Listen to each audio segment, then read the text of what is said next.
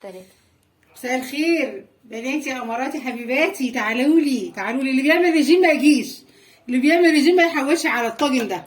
ده طاجن رز معمر فلاحي من الاخر. تعالوا كده نشوف. سمي الله كده ونغرف. الله الله، ايه الجمال ده، ايه الجمال ده، ايه الجمال والحلاوه دي. شايفين رزايه من رزايه اهي، وحاجه جامده جدا.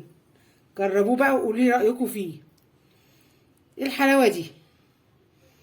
اللي بيعمل رجيم يجي على جنب. شايفين بقى الجمال ده حبايبي. بقى ده طاجن الرز بتاعنا. يلا اللي اول مره يشوفنا وحابب يشاهد قناتنا ما ينساش يشترك في القناه ويفعل زر الجرس على الكل عشان يوصله كل جديد. تعالوا ندخل في المقادير حبايبي النهارده عشان نعمل طاجن الرز الجامد جدا ده. تعالوا بقى نشوف مقاديرنا. هنشتغل على كيلو رز، عندي هنا كيلو كمان لبن، عندي قطعه من الزبده هنعمل بيها الطاجن، عندي هنا قشطه وش اللبن، عندي كوبايتين زبادي. سيبكوا بقى من الرجيم ومن الكلام الفاضي ده، النهارده الرفاع فلازم بقى ايه نلعب لعبه حلوه كده ونعيش حياتنا مع شويه الرز الجامدين قوي دول. اول حاجه هنبدا ندهن الطاجن كده بالزبده من الجوانب ومن كل حته. ندهنه دهنه حلوه كده عشان يطلع بقى الرز كله متشرب في الايه، في الزبده، يدينا طعم حلو قوي قوي قوي قوي. هرفع كده بقى حته الزبده بتاعتي دي كده عشان اكمل بيها احطها على الوش. احنا دهنا كده الطاجن.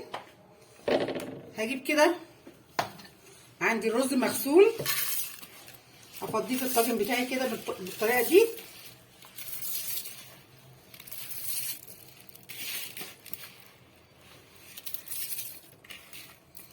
لازم تحطي ميه، لازم تحطي ميه عشان الميه هتسوي اكتر من اللبن الرز. دلوقتي بقى نحط الزبادي كده على القشطه دي. انا رجيته كويس قوي. هننزل كل الكميه، امسكوها كده واضربوهم كده في بعض.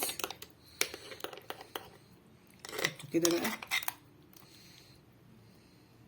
خليت حبه من القشطه وقلبوا بقى الرز مع القشطه كده جامد.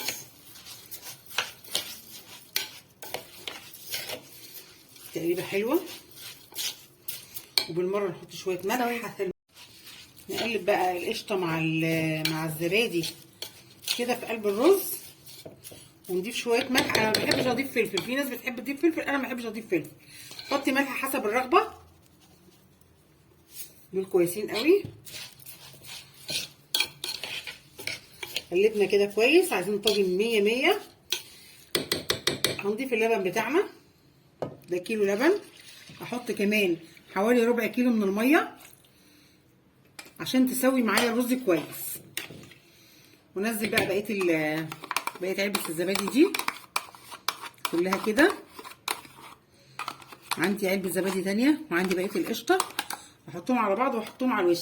هنسيب الكلام ده كله ساعه، وبعد كده ندخل الطاجن في الفرن.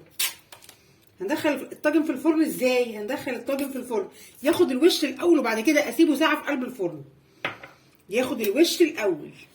لما ياخد الوش اروح جايه ايه، قافله الشوايه. دلوقتي هضيف القشطه بقى والزبادي كده على الوش واسيبهم لمده ساعه. هنزود ربع لتر كده من الميه كمان مع اللبن، ونسيب الرز ساعه. وبعد كده ايه، ندخله الفرن. قبل ما ادخله الفرن هوريه لكم. دلوقتي حبايبي بقى انا حطيت حته الزبده اللي انا كنت بعمل بيها البرام كده، حطيتها على وش الرز، وندخله دلوقتي الفرن ياخد وش الاول، وبعد كده اسيبه يستوي براحته. وحطيت طبعا ربع لتر ميه.